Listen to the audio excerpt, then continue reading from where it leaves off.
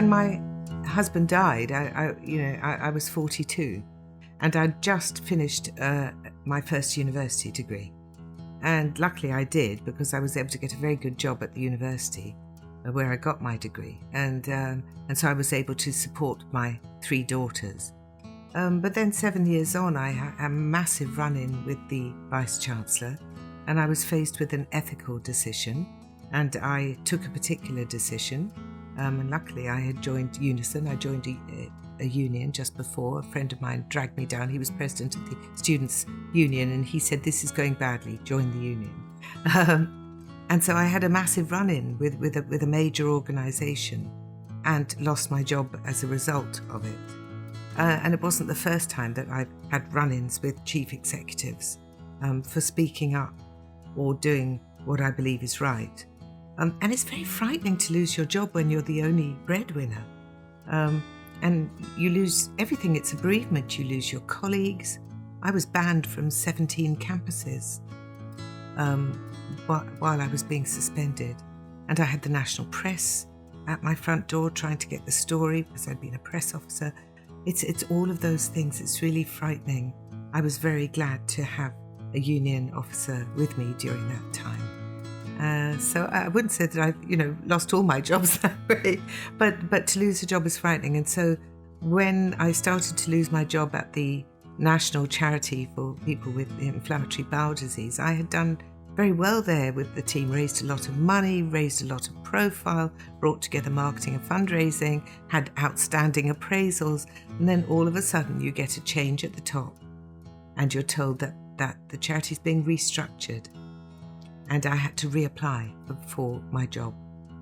And I didn't get it. My job was later given to 2 men who were earning a lot more than me, so it cost the charity a lot of money. And I found that very difficult to watch. But when I didn't retain my job and I had to take a step back and realise that actually I've now got time to take Dad to Adam Brooks for his cancer treatment and so forth, it was a great relief.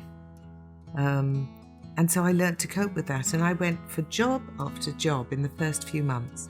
And then I stopped going because I thought, well, every time they asked me, will you work a Sunday or Saturday? And I'd have to say, well, no, because I don't have care for Dad. It's very hard when you're a single person caring for a parent.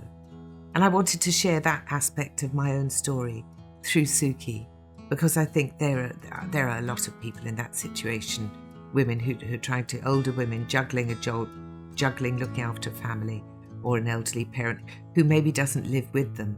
And that's why I was so happy that my dad lived with me. And people would say to me, oh, aren't you good to have your dad live with you? And I would say, no, I mean, he looked after me and now it's my turn to look after him. And we got on pretty well, Dad and I. And I wanted to show that maybe some people might be frightened of having an elderly parent with dementia come live with them.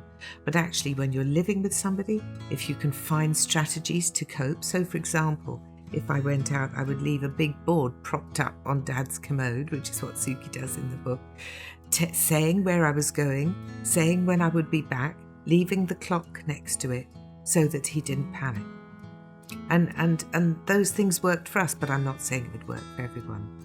Another thing that I did with my dad, which I would really recommend for other people to do, that I share in the book, is have your loved one filmed while they're still able to tell their stories. How I wish I'd asked my mother more about India. Now I really regret not having her filmed and asking her, because now I can't ask her anymore. So for anybody that's got a parent that's starting to slip into forgetfulness or dementia, or even if they're not, or a loved one who has a terminal illness, whatever, please think about getting it professionally filmed, getting help with writing the questions and the script, because it's something you'll have to treasure and pass on to your own family for the rest of your life.